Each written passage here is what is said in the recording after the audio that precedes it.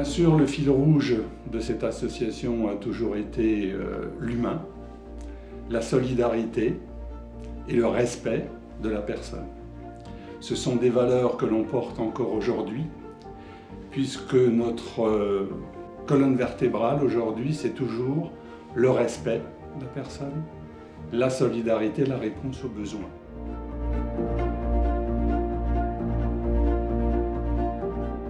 Et maintenant, c'est Mulhouse. Là encore, la lutte sera rude.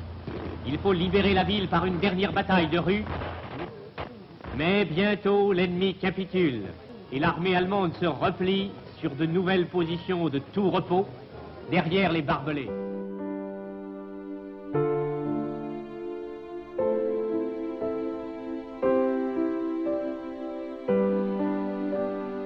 Après la guerre, on cherchait quand même à avoir des sympathies et puis À s'entraider ? À s'entraider, oui. On avait pris cette habitude.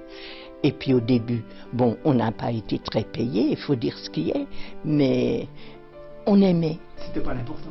Non, c'était pas trop important, mais on aimait cette atmosphère d'entraide. Le réseau APA est donc né il y a en effet 70 ans, d'où cet anniversaire. Il est parti tout simplement de l'envie de prendre le besoin pour aider les personnes après les périodes de guerre. Et c'est bien pour ça que l'appellation à l'époque était l'aide aux vieux. Un jour, la vieillesse est venue, et avec elle, plus douloureuse encore, la solitude. C'est pour elle, et pour tous les vieux que guettent la solitude et la misère, que l'entraide française a créé ces refuges où le dévouement et la sollicitude opposent une barrière à la dureté des temps. Souvenons-nous, ce que notre pays compte de beauté et de liberté, c'est à eux que nous le devons.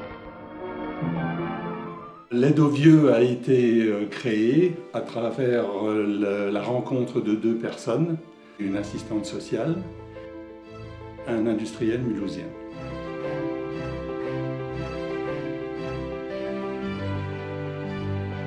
Et c'est eux qui sont, au fond, les fondateurs de ce qu'est encore aujourd'hui l'APA.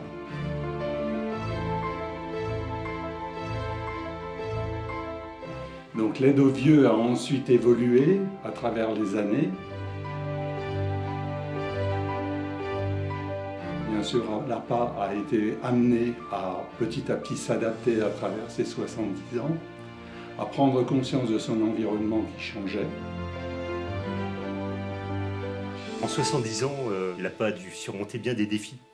D'abord, le défi de s'adapter aux besoins de la population, aux évolutions sociétales.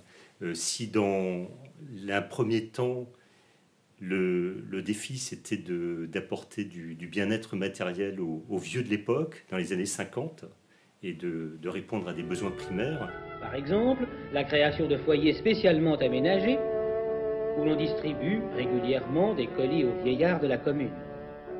Si vous pouviez faire quelque chose pour moi, pour rentrer au foyer et prendre mes repas chaque jour. Hein. Oui. Parce que j'y suis allée une fois à l'occasion de la fête de Sainte-Catherine, du jour de l'an, de Noël. Et ma foi, l'ambiance m'a plu tellement. Oh oui, très, très. Et ma foi, je voudrais bien y aller chaque jour, de manière à ne pas être seule chez moi.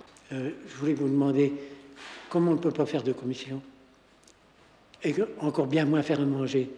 Est-ce qu'il ne serait pas possible d'avoir les repas au foyer? On descend doucement le bâton derrière la nuque, on tire les coudes vers l'arrière, c'est très bien.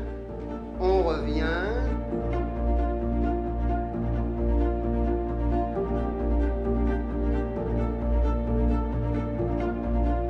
Les besoins ont évolué avec l'allongement de la vie et au fil des décennies, l'APA a su inventer, s'inspirer aussi pour trouver des solutions qui permettent d'accompagner les personnes confrontées à ces situations.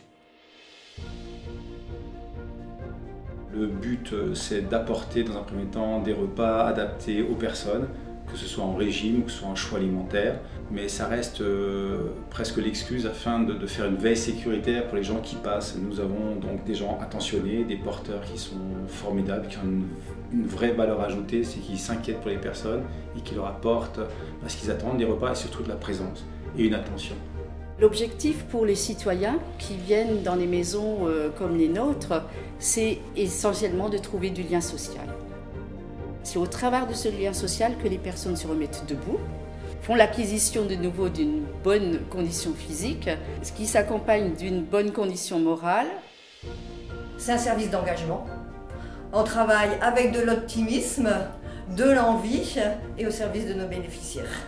C'est pas toujours facile, mais en tout cas, tout le monde y met ses tripes. Les salariés sur le terrain ne trouvent pas toujours des solutions et sont contents de pouvoir en discuter avec d'une part des collègues, mais d'autre part aussi des compétences juridiques, sociales. Notre cœur de métier, c'est vraiment l'humain. Trouver les valeurs en chacun, leur trouver une mission qui correspond à ce qu'ils ont vraiment dans le ventre, qu'est-ce qui les fait vibrer. Donc on leur propose une prise en soin pour leur dépendance, mais on leur propose aussi un projet de vie, que ce soit sur la partie soins, sur la partie hébergement pour les ménages, pour la restauration, et surtout sur la partie animation, vie sociale, où nous sommes en mesure de leur proposer toute une série d'activités pour leur permettre d'évoluer heureux au sein de nos établissements. La proximité de l'ensemble des équipes du réseau APA fait que nous sommes présents et proches des populations pour leur apporter notre aide, notre soutien, quels que soient leurs revenus, quelle que soit leur pensée, quelle que soit leur religion, quelle que soit leur culture, nous sommes là pour aider les autres. Et ce sont ces valeurs d'entraide qui font que chaque femme, chaque homme du réseau APA se lève le matin en voulant faire du bien, le bien et bien faire. Merci les 870 bénévoles du réseau APA. Merci d'être l'un des leviers de la stratégie du réseau. Merci particulièrement à ceux plus nombreux qui œuvrent dans la prévention santé de nos aînés. Merci à tous les administrateurs, les animateurs, les aidants bénévoles. Merci aux futurs bénévoles, qu'ils soient jeunes, actifs ou retraités. Merci chers bénévoles, véritable opportunité, bénévolement merci. Le dernier défi, c'est de s'arrimer à toutes les innovations technologiques et numériques qui sont apparues ces 10 dernières années.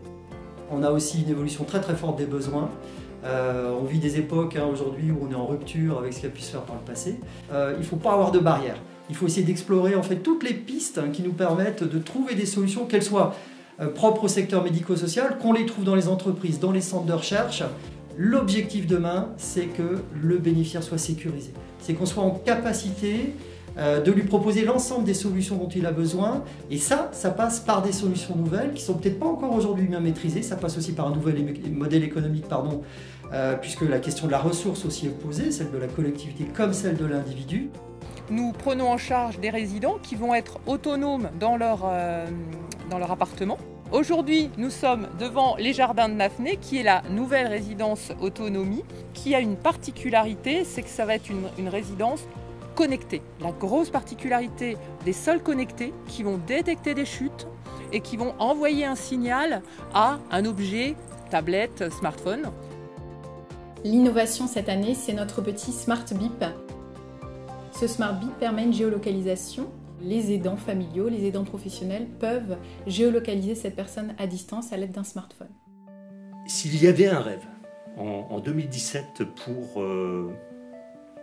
pour le réseau APA, c'est que d'ici quelques années, toute l'Alsace soit couverte de petites communautés d'entraide et de services.